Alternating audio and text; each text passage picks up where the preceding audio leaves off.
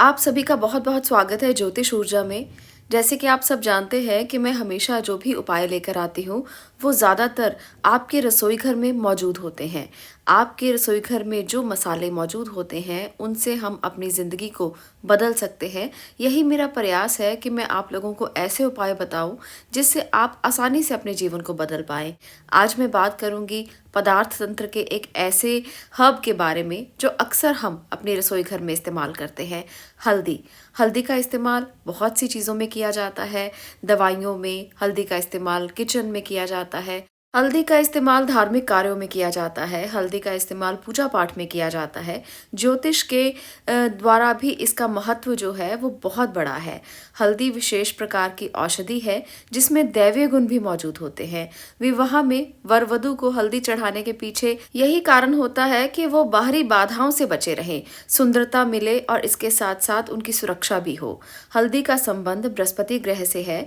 बृहस्पति ग्रह से संबंधित इन उपायों को करने से आपका जीवन सफल हो सकता है, क्योंकि हल्दी का इस्तेमाल सब्जी में भी किया जाता है, पूजा पाठ में भी किया जाता है और जीवन को बदलने में भी किया जाता है।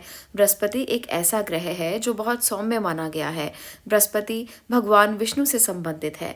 बृहस्पति एक ऐसा ग्रह है कि अगर वो आपकी कुंडली में अच्छा है तो आपके जीवन में कभी कोई कष्ट नहीं आएगा, आपकी जिंदगी बहुत आराम से चलेगी।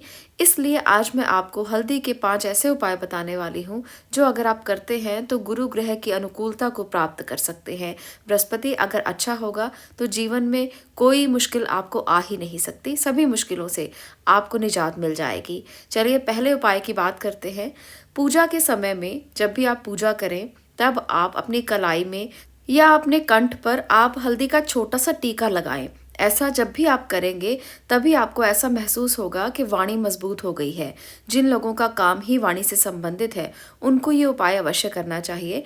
आप बृहस्पतिवार को भी गर्दन पर और इसके साथ साथ कलाई पर टीका लगा सकते हैं।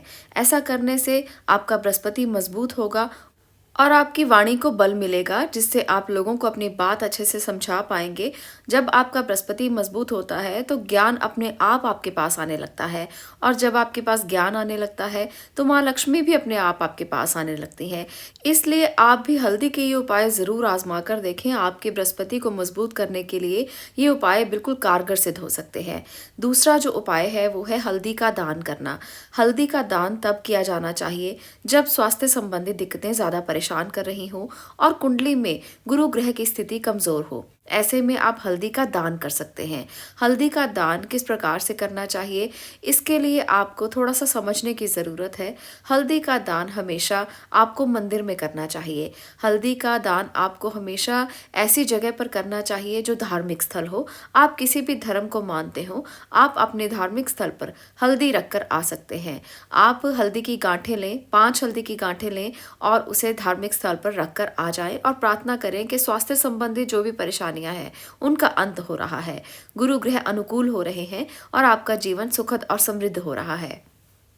तो इस प्रकार से 5 गुरुवार भी ये आप दान कर सकते हैं। पर अगर आप गुरुवार को नहीं करना चाहते तो किसी भी सोमवार को ये दान किया जा सकता है, मंगलवार को ये दान किया जा सकता है, पर बुधवार को आप ऐसा ना करें।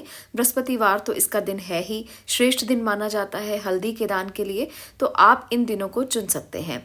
अब अगले उपाय की मैं बात करती हूँ। जिन व्यक्तियों को अपने शारीरिक बल की जरूरत रहती है, मानसिक बल की जरूरत रहती है, वो व्यक्ति अपने नहाने के पानी में चुटकी भर हल्दी डालकर स्नान कर सकते हैं। ऐसा करने से काम में सफलता मिलती है, शादी के योग बनने लगते हैं। जिन व्यक्तियों की शादियां नहीं हो रही, कोई ना कोई अड़चन आ रही है, उनके शादी के रास्ते खुलने लगते हैं। शादी होने के जो चांसेस हैं वो काफ़ी बढ़ जाते हैं इस उपाय को करने से। तो बहुत ही छोटा सा है, आप रोज़ाना अपने नहाने के पानी में चुटकी भर हल्दी डालकर नहाएं। इससे आपके ऑरा में बृहस्पति का क्षेत्र बढ़ जाता है और शादी में आ रही बाधाएं कम हो जाती हैं।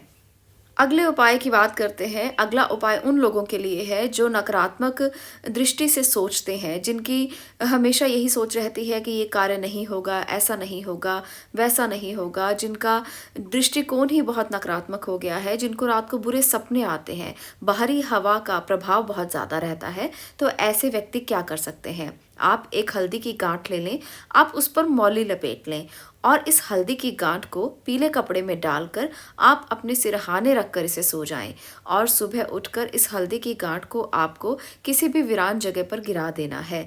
आपने इसे घर पर नहीं रखना, क्योंकि ये गांठ आपकी सारी नकारात्मकता को ले लेगी और इसके बाद आपने इस हल्दी की गांठ को घर से बाहर किसी वीरान जगह पर फेंक देना है।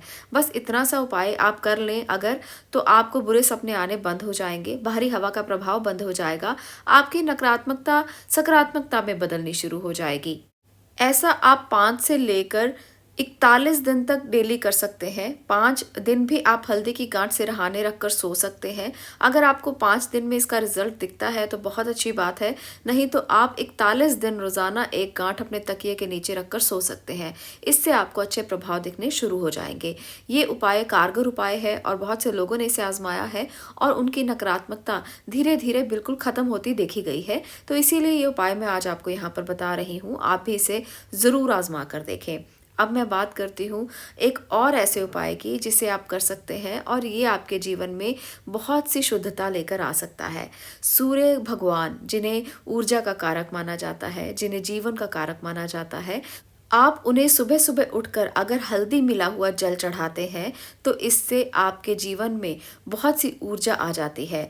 इससे आपके जीवन में तेज आ जाता है और भगवान सूर्यदेव की ऊर्जा को आप ग्रहण कर पाते हैं। आपके करियर में वृद्धि होती है, आपके जीवन में वृद्धि होती है और इसके साथ साथ स्वास्थ्य भी अच्छा रहता है।